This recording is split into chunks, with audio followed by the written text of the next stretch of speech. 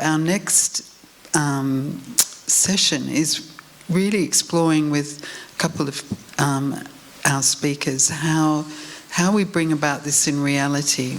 And so we're really grateful to have Chrissie McGinn, who again has been working with the Janke Foundation for many years, one of our advisors, learning and development. And Chrissie is a partner in Whisper Transformation, which facilitates leadership, personal and spiritual development.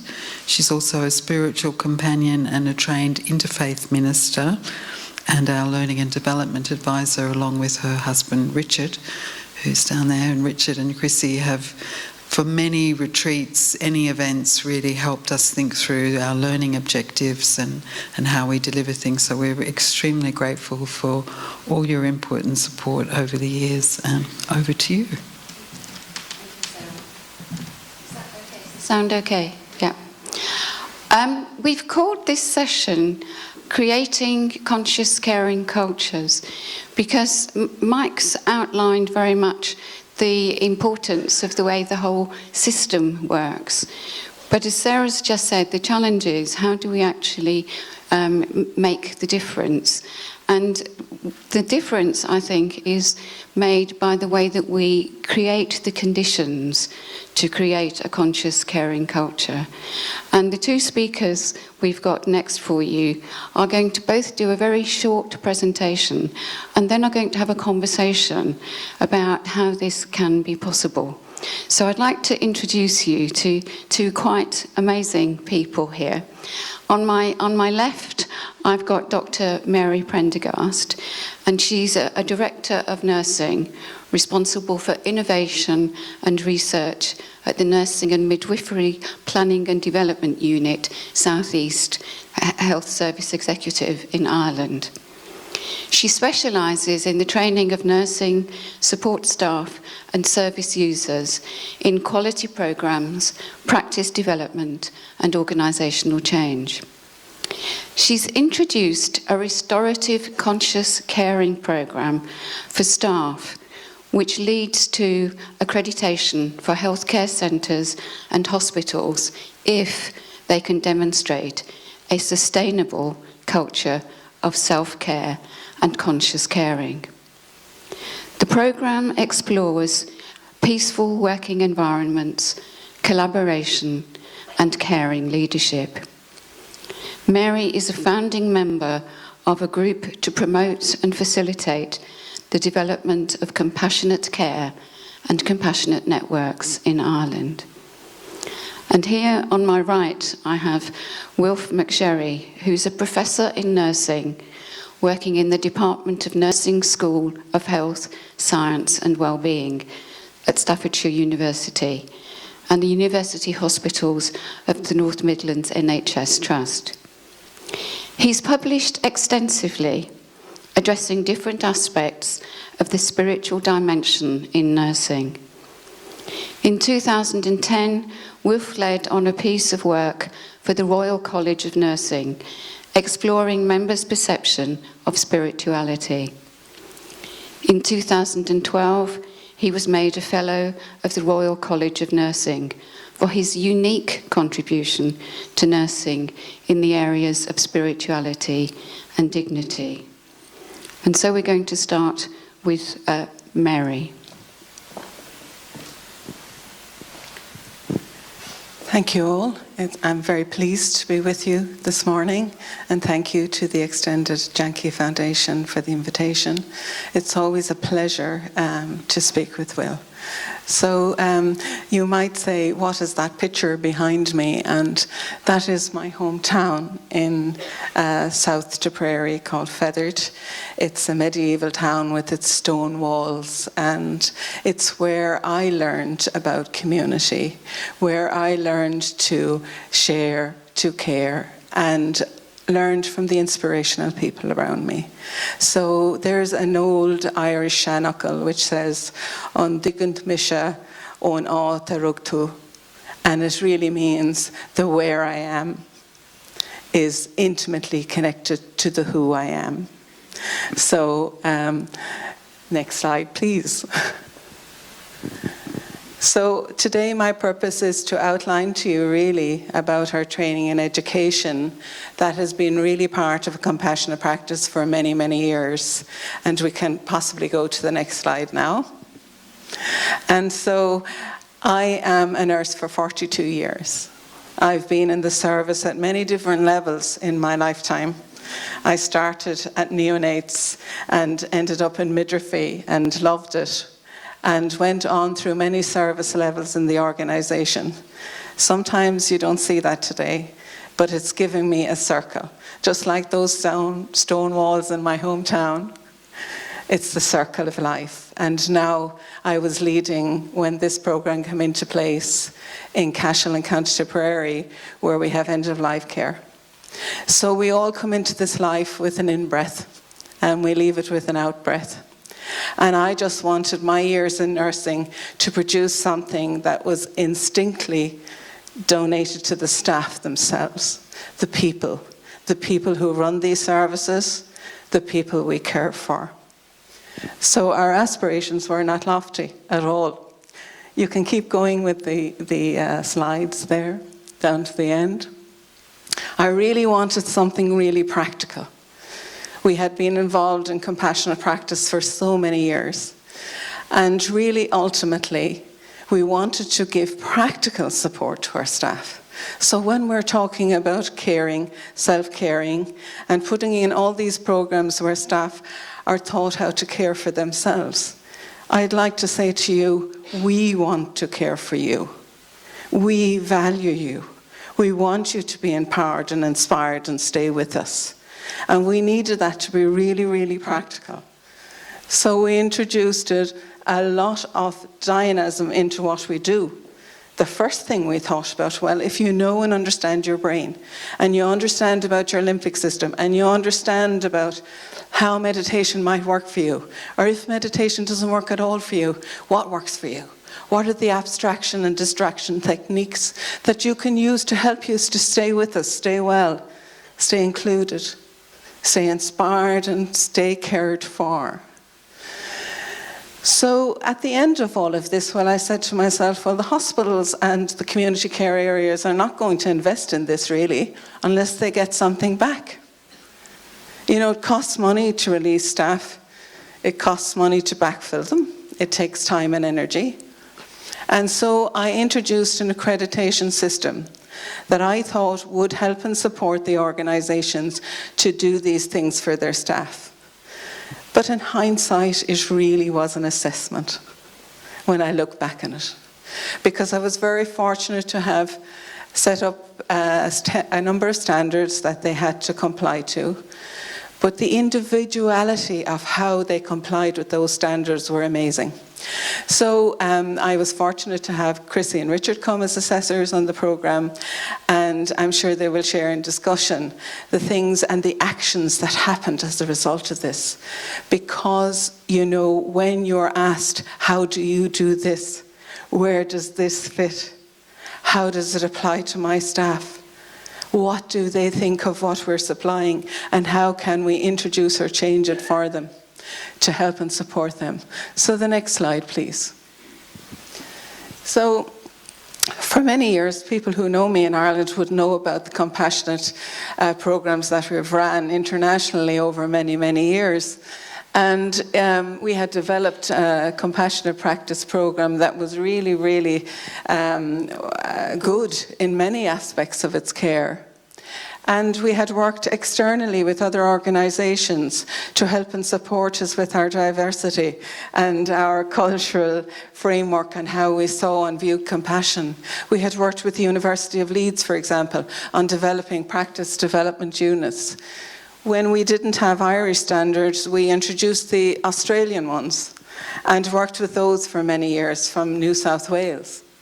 We had health promotion hospital networks. And here is when the light started to come in. I met Dr. Craig in Edinburgh while facilitating with Professor Stephen Smith on a compassionate program where I was delivering a workshop. And I really thought my heart would sing. The program opened me up to the language that was acceptable in healthcare environments. It had a way of attuning us and reframing how we did things. So for me, I am very grateful to have met Dr. Craig. We had worked with Chrissie and Richard to introduce spiritual champions, and that was a journey of exploration and of love. So we had quite a lot in place. There was professional coaching available to our staff. Next slide, please. So still, how did I feel like this horse and the boy with all that was going on? You know, I still was losing staff. I still found staff who were really troubled about how they would sustain themselves in the services for so many years, and overwhelmed at different and critical events that have come their way. So I needed to reflect and to take action.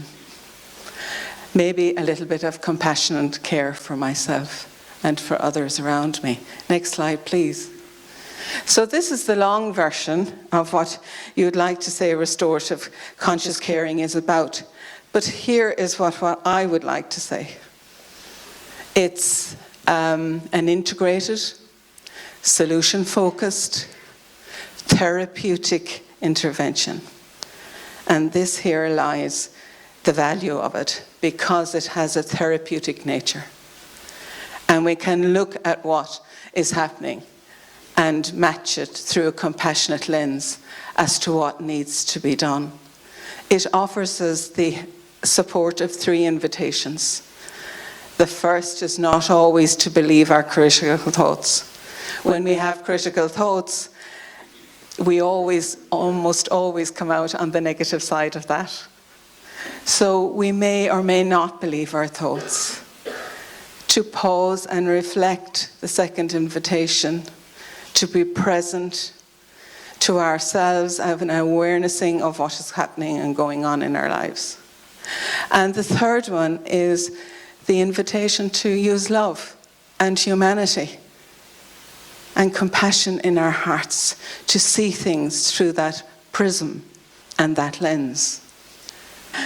And if any of you are interested in rugby, which I am, you'll see here that Munster is in red and Leinster is in blue.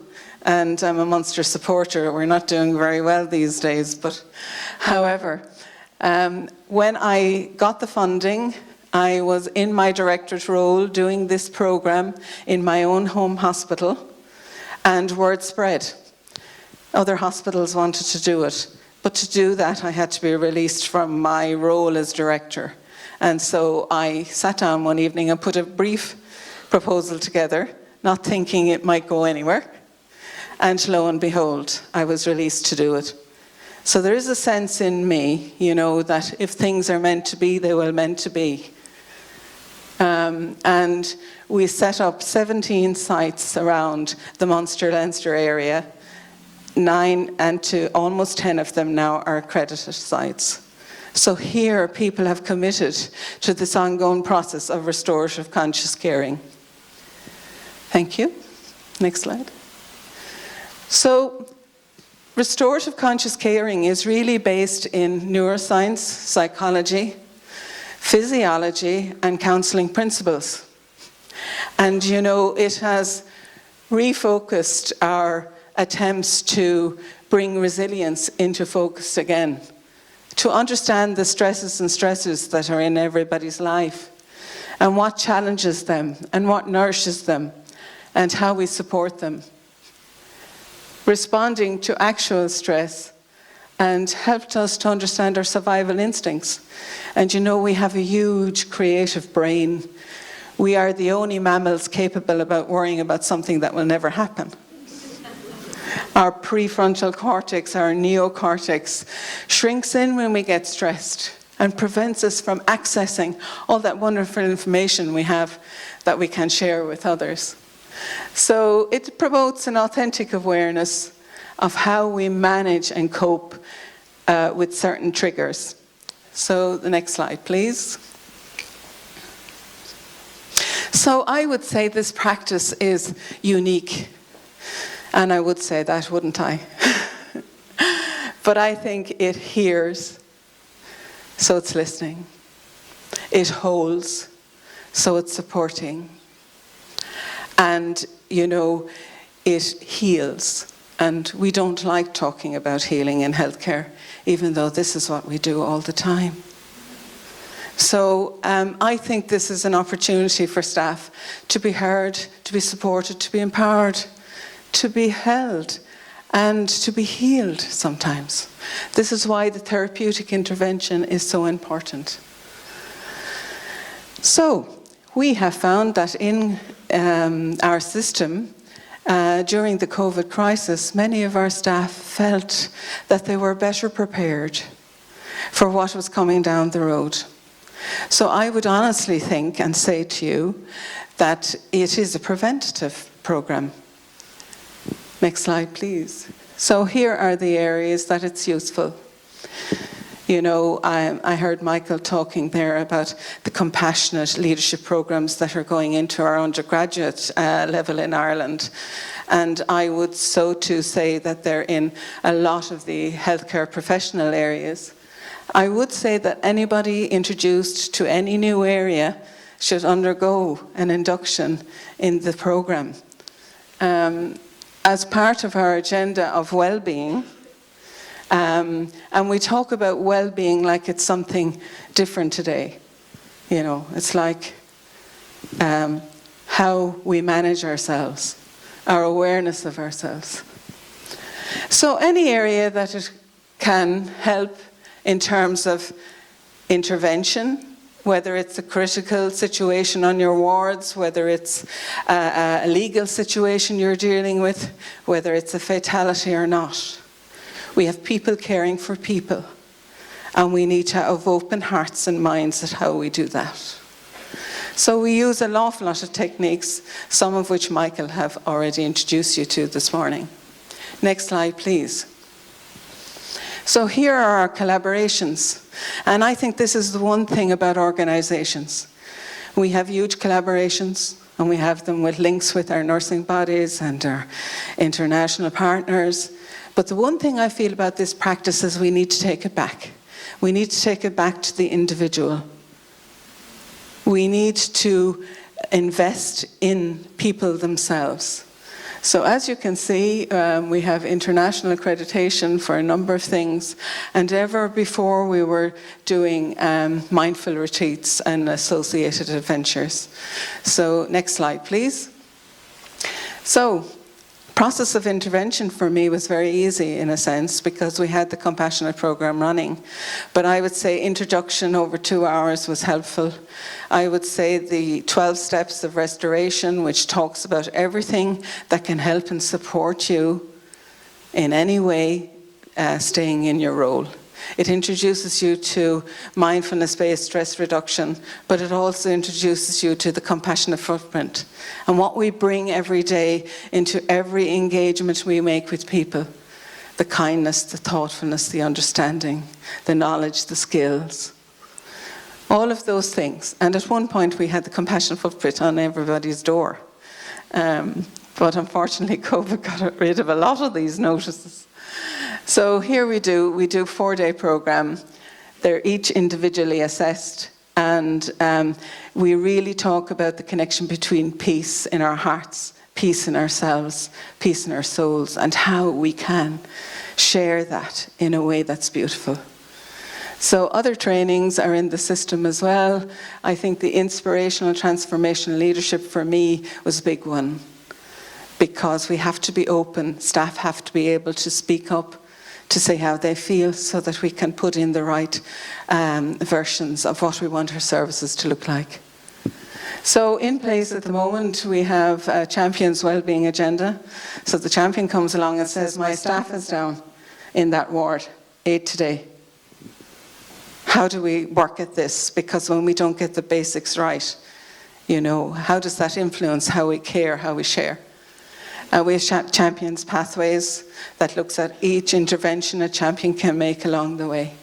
And the debriefing for me really should be at the top, because the conscious caring restorative debriefing is very personal. It's an hour and a half, and it takes them through everything that has been in their life up to now that they want to talk about, including traumas, anything that they've witnessed or seen. And this is where the therapeutic psychological component of it is very important. Next slide, please. Sorry, the feedback as we see it here. Staff said it allowed them all the things they need to feel nurtured. But the one thing they said is that they really felt that they belonged. And Michael spoke about that this morning, feeling like you belong. And, we've had better collaboration and staff feel settled and supported. So could I have the next slide, please? So these are the outcomes for the organisation. I mean, this is what all managers want to see, but is happening for the right reasons. So our turnover of staff has reduced. People who said they would retire maybe stayed on another year because they liked where they were. We're holding on to our staff in retention-wise. They're not leaving to go to other services. Our sick leave has reduced. COVID threw it out of the water, as you know, bless them all. But, it would normally be around 7 to 10%. And it's way down now to 6 in the organisations where it's happening. Our tensions have reduced, so staff feel freer to discuss openly and develop better situational leadership approaches. Patients would tell us that they feel safer and more cared for, which is very important. Empowered and happy teams with smiles and a general energy and enthusiasm to move forward with what they want to do, feeling free. And for me, and for a lot of our managers, we see a lot of reduced grievances, which is amazing. I think that's it. Thank you.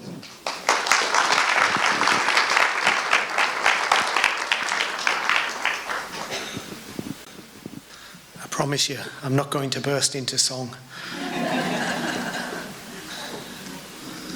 So firstly, I'd like to extend a warm word of thanks for this invitation to come and speak at the Janki Foundation's on your 25th celebration. I'm just reflecting on the presentations and the information that's been presented and the vast amount of work that the Janki Foundation and others have led in the area of spirituality. And it's interesting, I've been beavering away at this area for nearly 3 decades. And I was just saying to a couple of people earlier this morning, we've done 3 decades of research, but in reality, we've got all this evidence, but we've come very little in terms of that evidence having an impact in the terms of that it's changing cultures. So what I want to do is to just share with you some of my reflections. I've been a nurse working in the NHS for 40 years. I've been researching this area for over 20 years. Been a registered nurse for 30 years, nursing I'm passionate about.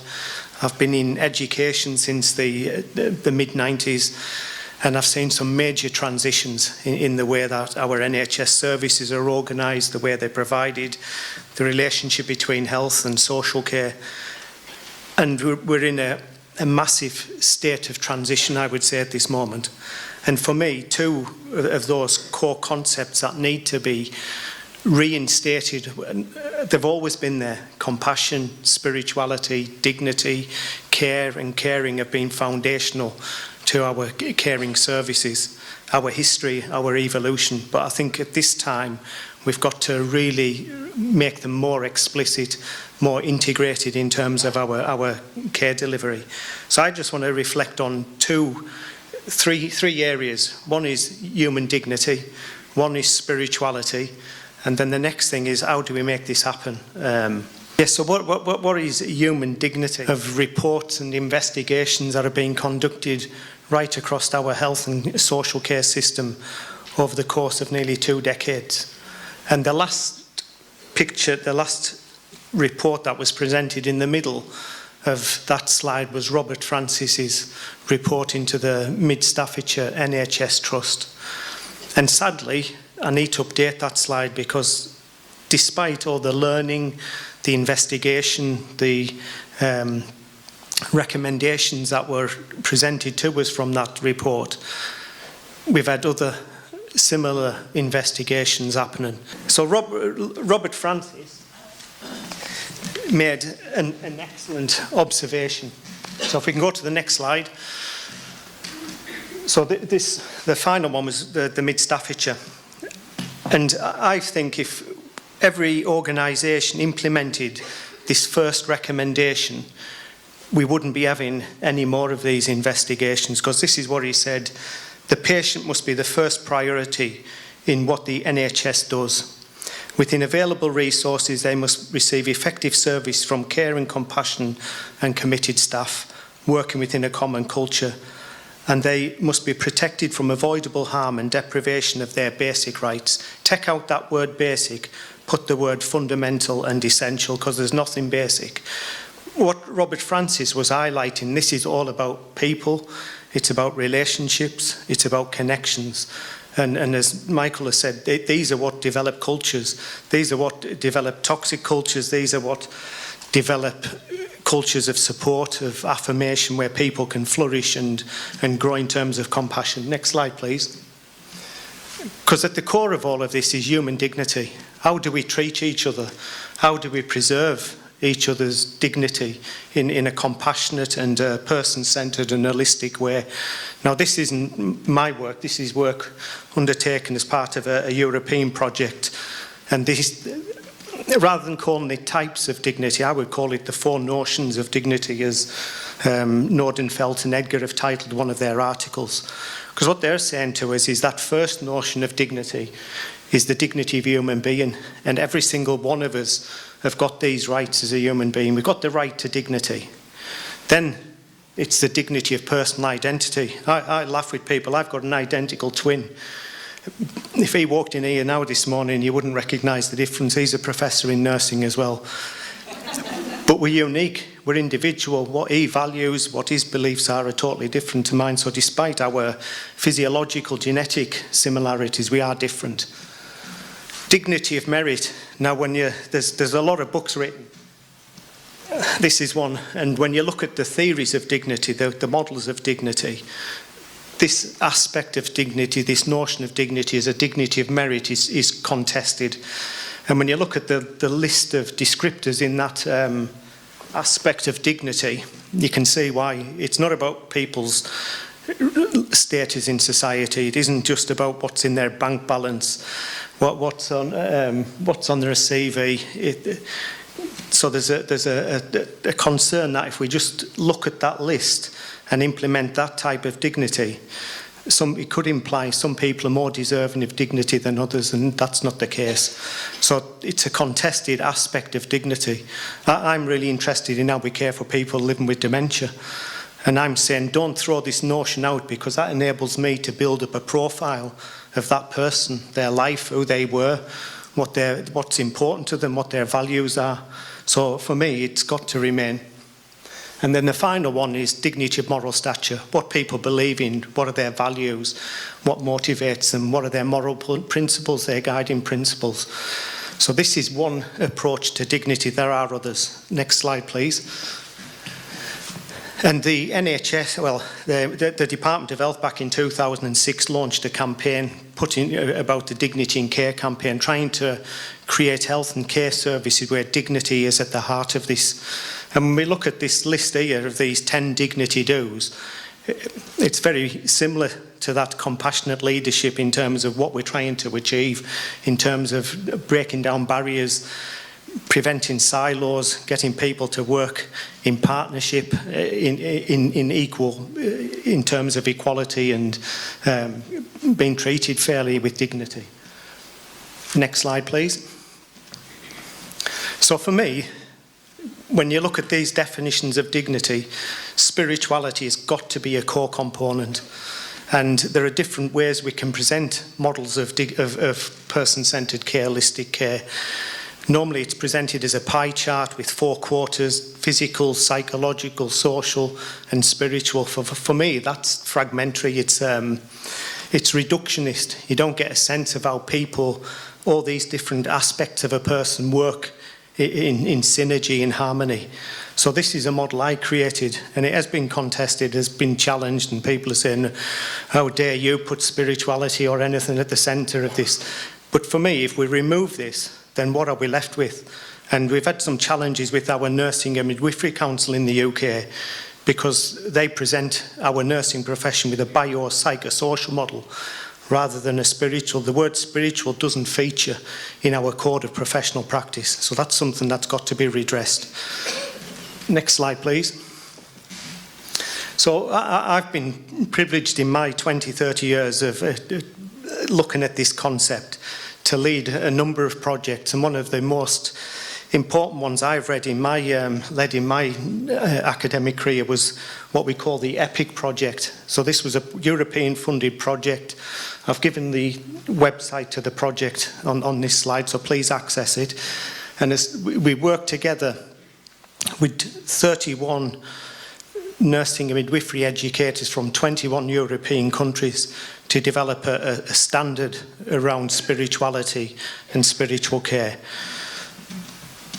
I promise you I'm not plugging my own books. But one of the outputs of this 3-year project was the production of this book. So there was about 40 contributors to this. And it deals with the 4 competencies that we developed as an output of this European project. So there's a standard, and I haven't got time to go through all of it, but just to say, there were different levels of support for this project. We had people who were participating in producing the standard, and then we had stakeholder partner groups who sent representatives to support the work. One of the representatives was sent by the Chief Nursing Officer for Wales. And at the end of the project, in July 2019, at the launch, the Chief Nursing Officer and the Minister for Health in Wales stood up and said, we're implementing this standard in every single nursing, midwifery and allied health programme. So this standard is now embedded within those programmes of education. We couldn't achieve that in NHS England or in Scotland or, interestingly, in Northern Ireland. It's been a bit more challenging. But that's back to leadership. It's back to leaders who feel, see and engage with the importance of these concepts, seeing them as relevant, as being integral to what we're doing. Next slide, please. So what does this mean for practice? I'll read this because this was a gentleman's words in a conversation I had with a gentleman about spiritual care. Wilfred said, we get treatment in a hospital and care in the hospice. The fact this gentleman was able to make a distinction between treatment and care strikes at the heart of some of the issues that are impacting upon our nursing and health and social care sectors. Next slide, please. The phrase implies treatment is different to care, and care or caring takes precedence, supersedes treatment. So what did he say about treatment? Someone who's technically proficient, good at their job, doing what they should in a time and manner that's appropriate to the needs of the individual. In summary, he said, a practitioner or a care worker who displays technical competence and proficiency with regards to the functional tasks and duties they perform. Yet, he said, despite technical proficiency, the use of the word treatment can present a picture of someone almost robotic in their actions, someone detached and emotionally disconnected from the process of care. The word treatment, he said, can feel cold, scientific, and he said, I would add the word heartless, in that it appears to lack that human compassion and interaction. Next slide, please. The word care, he said, pictures of someone who takes time, provides that presence. Care, or more precisely, caring is about being valued and accepted as a unique person with a unique set of needs. These needs may be expressed holistically. So this raises a question, can treatment and care be given synonymously when we're meeting the diverse needs of individuals? So if we can have the next slide, please. So it's about that balance. How do we balance the scientific, the artistic? How do we balance that, what this gentleman referred to as a hard and a soft nurse? So he went on, this gentleman, and he said, Wilf, there's a hard and a soft nurse, and I asked, "Can you explain this for me?" And the response he gave was, "The hard nurse approaches me with the opening, 'What's this pain in your chest?' And the gentleman said, 'Instantly I know he or she is not concerned me with the person, but with the condition that's brought me into hospital.' While the soft nurse asks, 'How are you this afternoon? How are your wife and your family?' He said, 'They're concerned with me as a person and my situation, not just the medical condition.' So this illustration tells us two fundamental things about the patients and public we serve. Firstly, they want care or caring, not just treatment. And importantly, they can distinguish the type of practitioner who is likely to provide this. So one of the things I say to colleagues in the trust where I work, long before we've given out any of these KPIs, family and friends tests, we're being audited. So I say to my students, as soon as you walk into a bay, into a caring context, you're being audited.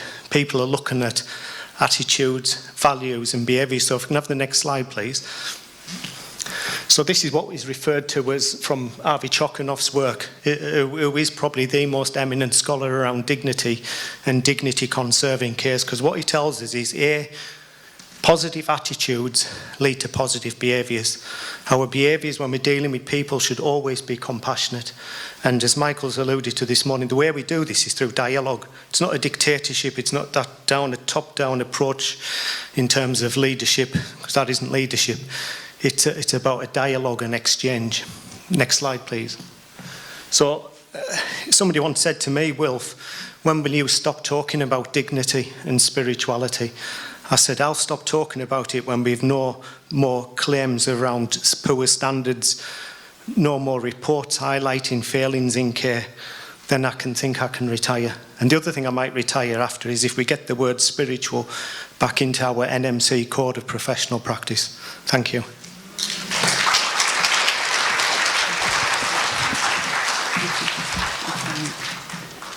So thank you to both Wilf and Mary for such interesting presentations, and really it seems to me from both of those presentations we're very much talking about the individual. But what I was interested in was that Mary's focus was very much around staff and caring for staff, and Wilf's focus was very much around patients and caring for patients. And I just wondered, they're different approaches really, but I wondered how you both think that these approaches maybe complement each other. I wondered if you'd like to help us think about that. Well, ultimately they're one and the same, because if you are not caring for your staff and investing them in the same way as you would care for your patients, well then, you know, the service doesn't manage itself in the right way. I think people caring for people is what I said. So we know what it's like to be treated compassionately. We certainly know what it's like not to be treated compassionately, because, you know, we store those negative memories much easier and we pattern match with them much quicker. So I don't know what Will's view would be on that, but I would think it's one and the same. I would totally agree. Sounds not right. Is that? Yeah, I would totally agree, Mary. We can't give to others what we don't possess ourselves. So that self-care, that having a sense of you being cared by the organisation in which you're working, I think they're of paramount importance. Because that well soon runs dry in terms of, and when we look at the experiences during the pandemic and the stresses and strains and the trauma people have had to experience over this last 2 years, it's there's a need now to replenish. And what's interesting, I think every book I've written on caring or spirituality, maybe the first chapter's looked at the concept, but the second chapter's always begun with self-care, because that is so important. 100%. 100%, and I think that too, I spoke about our brain and how it works, and it's very important to know that, healthcare staff are trained to deal with emergencies, but not all emergencies, and we don't, stress affects us at a very higher level than it would anybody on the street, with no disrespect to the fine man on the street. But sometimes it's at a level then in our system that's very high. And, unless we understand how our body adjusts in certain ways and understand how our triggers can be met. So if somebody says something quite sharp to you and you haven't had a good rest last night, or, the day hasn't been going so well, that there are mechanisms that you can try and support them in dealing with their triggers. Viktor Frankl speaks about the distance between the irritant and the response, and how that becomes very short when we're very stressed and very defined. So I think, humanity, when we see things through the eyes of love, and we look at the patient as maybe our brother or sister, our friend, how do we like them to feel? And how can we manage to address things even when we are short?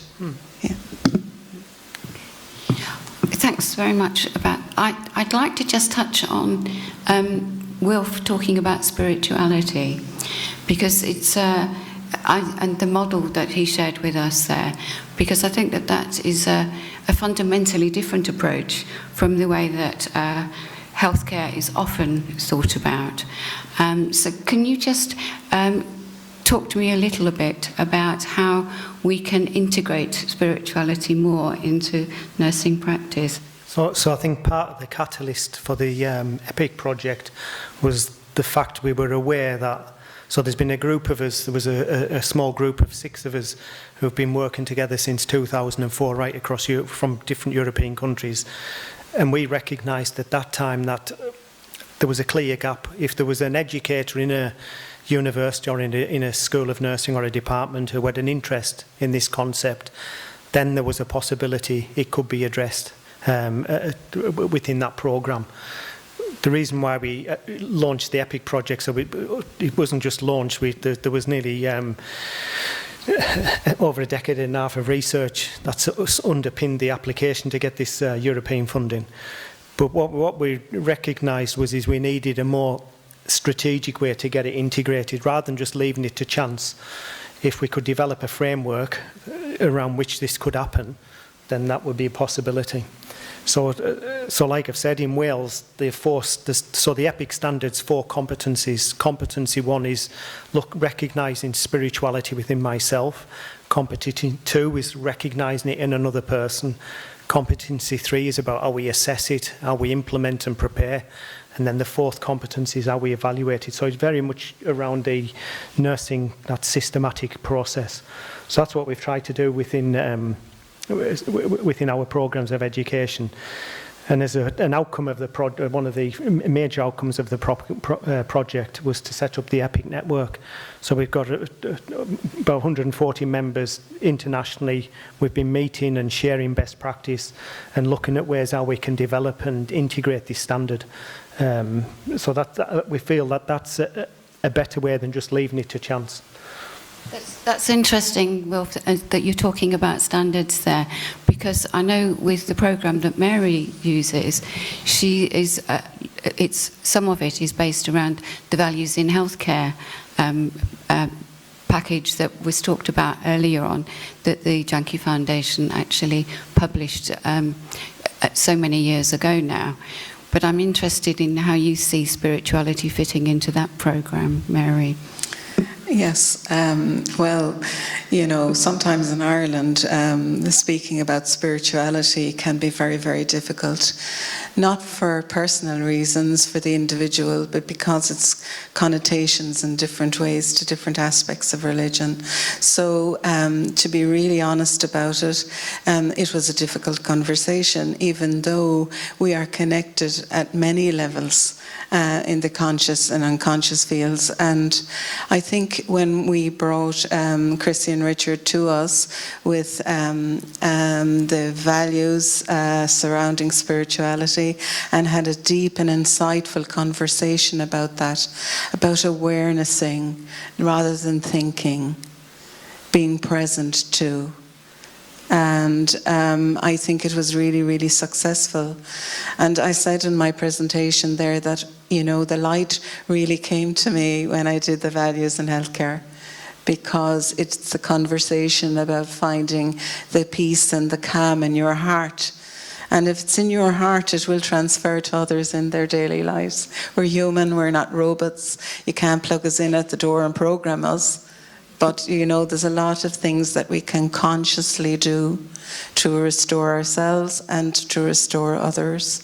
And, you know, I agree with Will, and the projects were hugely successful and renowned, and congratulations to you on that work. And I know you're such an advocate. You will never say no.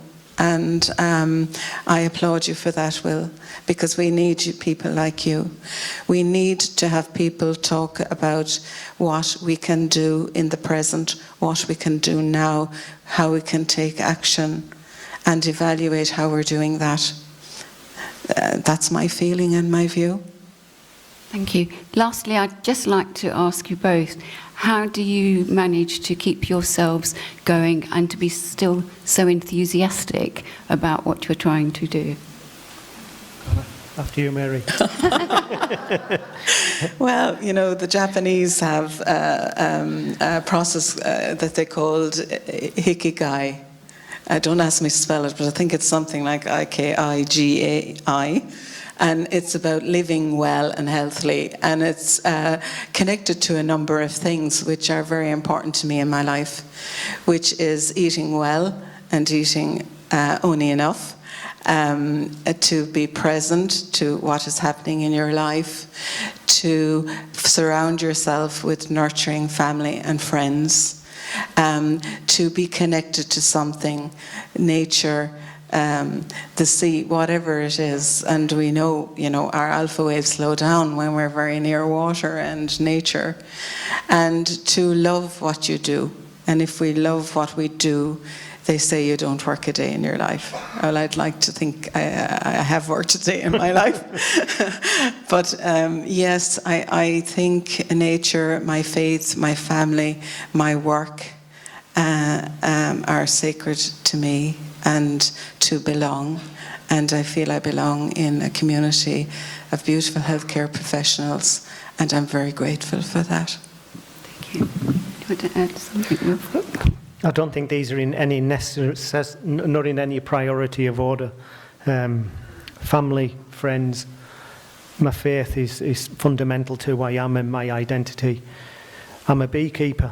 I love bees, so keeping bees is it's a real form of mindfulness for me. Being nature, when you lift the lid off a beehive and what you're faced with, that's a real distraction. You can't think of anything else. And then, as Mary said, trying to eat healthily, and I try to run. I used to be quite a competitive runner in my youth, but age has set in, so I've just got to accept my limitations. I'll never break a world record. Thank you. Thank you both very much. I think what's come out from this conversation is that although we're talking about creating conscious caring cultures, we're actually very much talking about individuals, and it's about being really present as individuals, as present to ourselves, present to each other, and present to what our needs are and how we can help each other. So thank you both very much for that. Thank you. Thank you, Chrissie. Thank you. Thank you.